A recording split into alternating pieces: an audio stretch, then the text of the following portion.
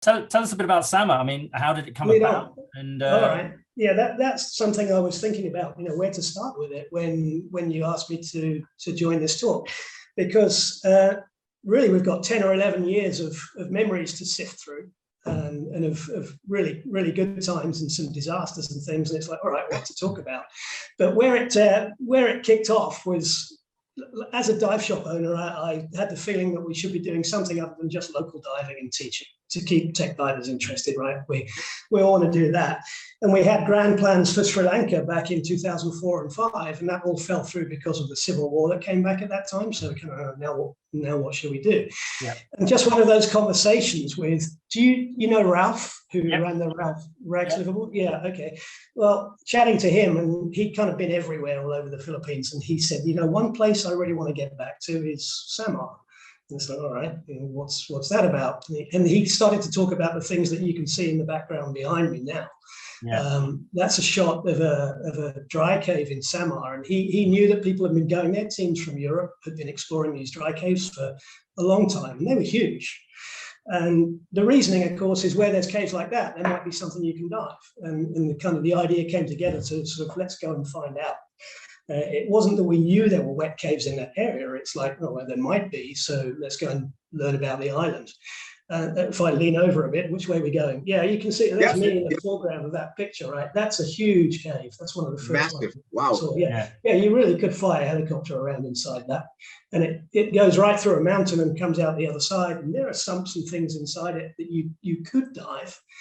But what was happening to us at that time, it was myself and Steve Cox that went down to do that initial trip and have a look. We didn't take any diving gear, we just went.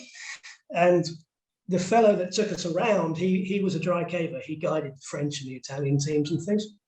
And his idea was to stick us into the areas that he couldn't get through.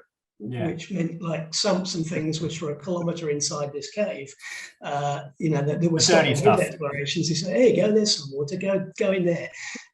All right, but that was really hard work, and it was muddy, and there were in some cases very fast flowing underground rivers and things. Not really what we wanted to see. I've got a couple of pictures of that I can show later. Yeah, but that's how it began. It's like, okay, there's an island, it's nearly all limestone, it's nearly all national park. It's a beautiful place, but what can we really do as divers? And to get away from that, if anybody's looking for something outdoors to do in the Philippines, like an adventure holiday or something, not necessarily diving, but if you want to go see things like this, it's really quite easy to do. It used to be anyway. Before all this happened. Yeah, and the guy in Camp Logan, Johnny, he's very, very good at guiding people through these things, and you can have a great time if you're the kind of person. If anybody wants to know about that, then shoot me a message and I'll put them in touch. Yeah, absolutely. He deserves the recognition for opening that up. But we started heading down there in, when was it, 2008, something like that, and initially saw these great big caves, which are beautiful things to see, but not really what we wanted for diving. And how things changed was like after a day, actually in this one, Johnny and I hiked out and we were covered in mud and bat shit and all kinds of, it was a tough day. And he just took us to a little river to wash up before we got back into a Jeep to head back to town. And there was a woman there doing laundry in the river.